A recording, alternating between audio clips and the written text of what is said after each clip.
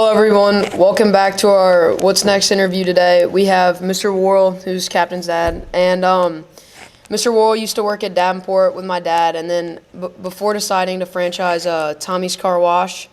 And today we are going to be looking into his experience his experience working at Davenport, as well as his journey to franchising Tommy's Car Wash, and how he's been successful in doing so. Please give Mr. Worrell a warm welcome.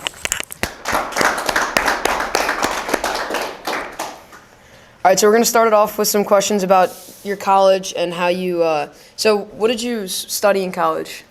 I studied international studies, and I went to VMI. The reason why I studied international studies is because I really didn't know what I wanted to study, didn't know what I wanted to do, and international studies at VMI was a compilation of a lot of different liberal arts disciplines. So I studied foreign language, a little bit of business, history, English, so it was kind of well-rounded. But I went with that because I didn't know specifically what I wanted to do. When you were studying that, was there ever a moment where you realized you wanted to go work for a business like Davenport, or did that kind of just come along once you graduated? Yeah, no, I thought probably my junior year in college, I was starting to think about what I was going to do after college. I knew my parents were going to kick me out on the street, and I was going to have to figure out a way to make some money.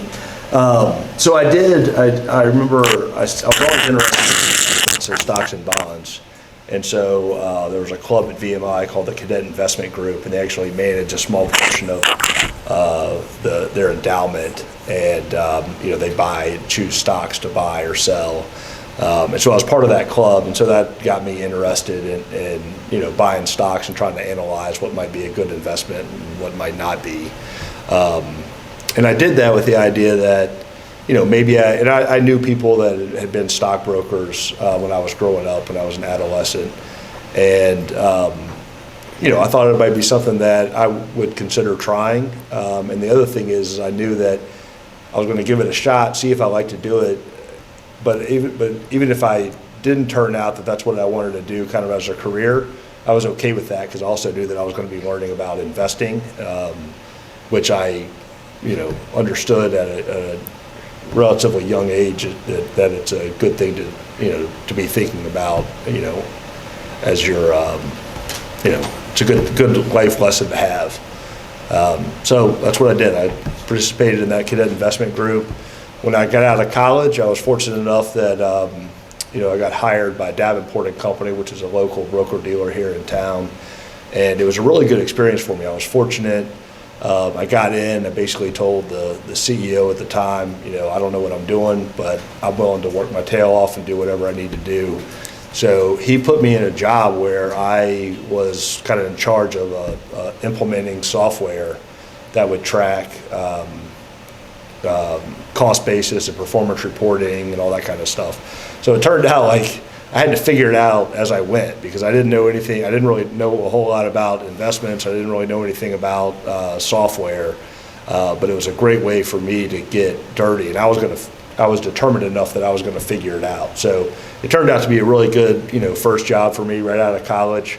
Mainly because when I was able to learn about the investment business, and so I really value that time right out of school.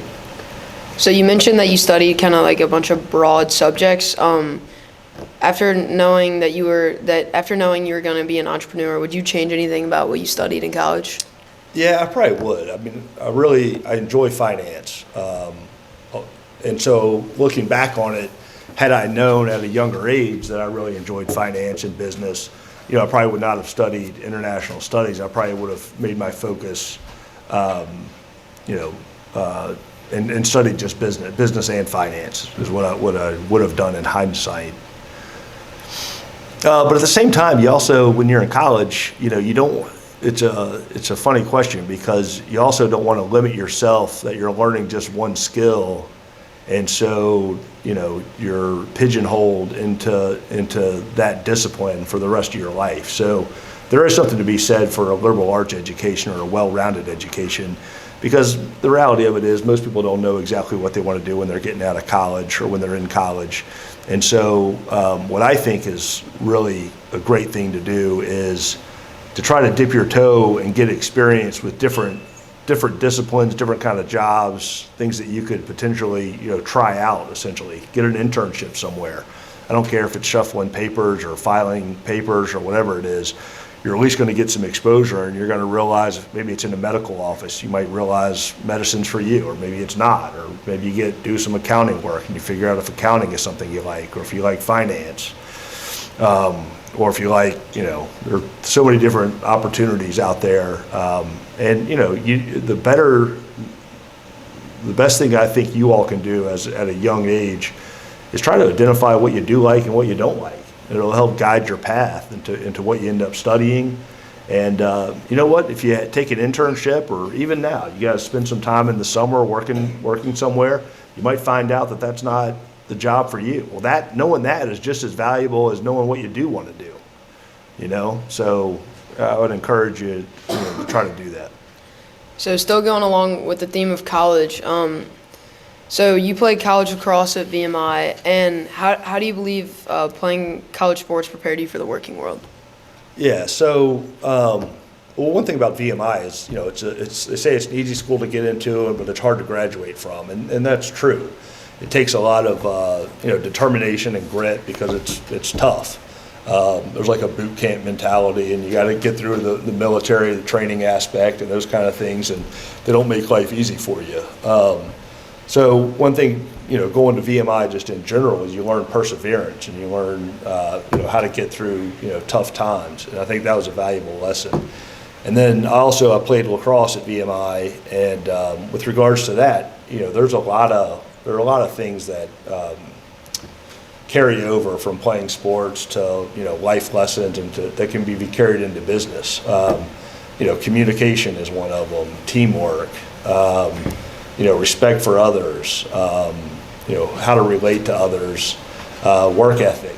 I mean, there are a lot of different things. And so, I value my athletic experience in college, and thought it was great, and thought it taught a lot of lessons. The other thing is to note about VMI, and it also happens with the sports team too, right? Like, if you're on a sports team, there's a lot of camaraderie, right? Because it's your team versus the other team. So you build bonds with people that way.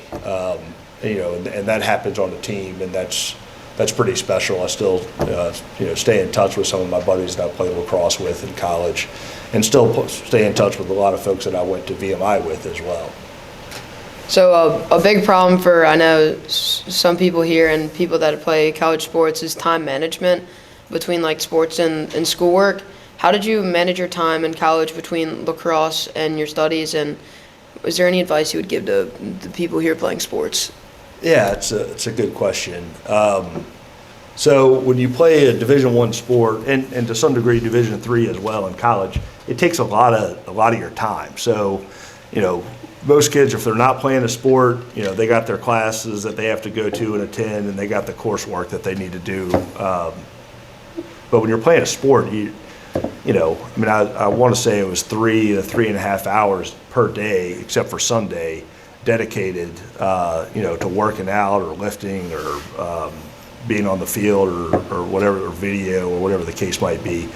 And so what that does is it just makes you it teaches you how to get really focused and really disciplined about how you manage your time. And so, and the reality of it is most people at VMI, and I think it's probably true for a lot of young kids going into school, is they're getting pulled in 100 different directions, and they got to try to figure out, what's the proper way to study, and that's just as important as actually doing the coursework and understanding the material, because you got to figure out, how to allocate your time appropriately so you can, handle all these different things that are being thrown at you.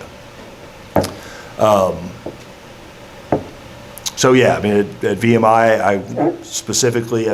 I dedicated time after. I just made sure that after I ate my meal, after practice, I didn't go up to my room because I knew I'd waste time. So I tried to go to a study cubicle that I had, and I was trying to be disciplined and stay there, until, I needed to go to sleep. So kind of shifting to Davenport and your and your work at Davenport. So could you tell us a little bit about like your working background and how that led you to become like an entrepreneur? Yeah, so, I did a number of different things at Davenport, but one of the things I did is, I got my license to be able to trade stocks for people.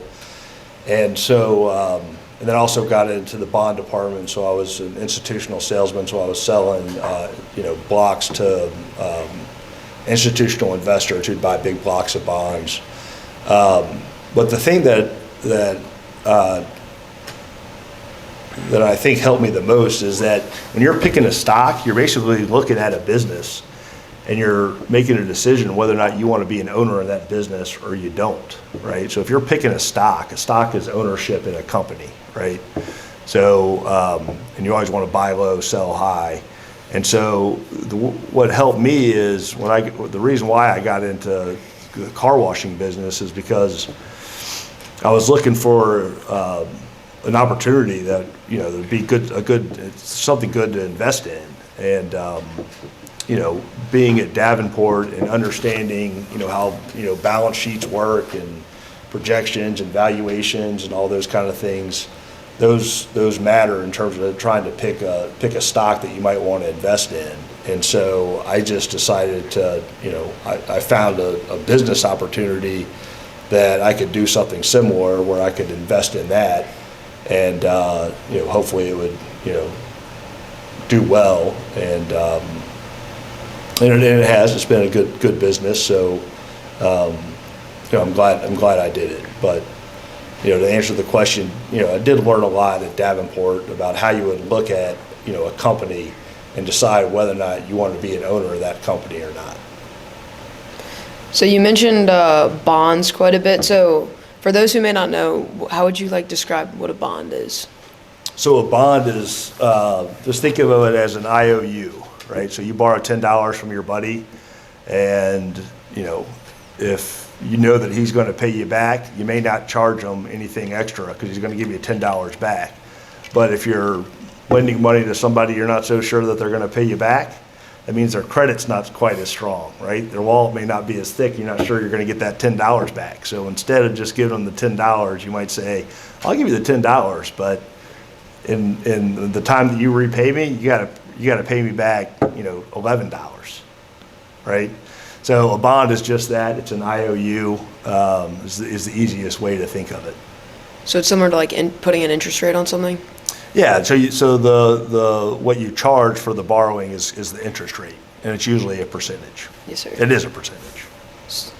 Okay, so with your work background, how is working at Tommy's Express different from working for someone else? Because now you own Tommy's. Yeah, right. So it's very different, right? So when you're working in a company setting, you're following their rules, their regulations, you're signing up to do a job that they've made a position for you, or you're filling a position that they need.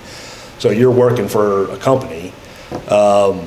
If you're an entrepreneur and you own your own business, and with that, when you're working for a company, you got to do what they say. They may have rules that say, you got to come in at 9 and leave at 5 or whatever. When you're an entrepreneur and you own your own business, you have, I'd say, a lot more responsibility that the business does well, because it's a big investment for you. But how you allocate your time and what you do is really up to you, because you could choose to do your work kind of whenever you want.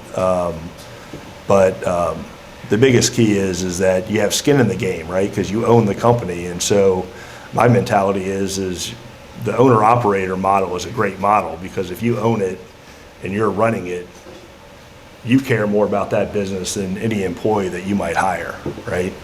So that's a big difference. And then you care a lot. Some people may say you care more because you got more fight, you got more skin in the game, you got more risk than you do if you're just working for a company and they're just paying you a rate, a salary. So during your transition from Davenport to Tommy's Express, what were some of the hardest parts of becoming a franchisee, and are there any, or do you have any tips for people that may experience that in the future? Yeah, so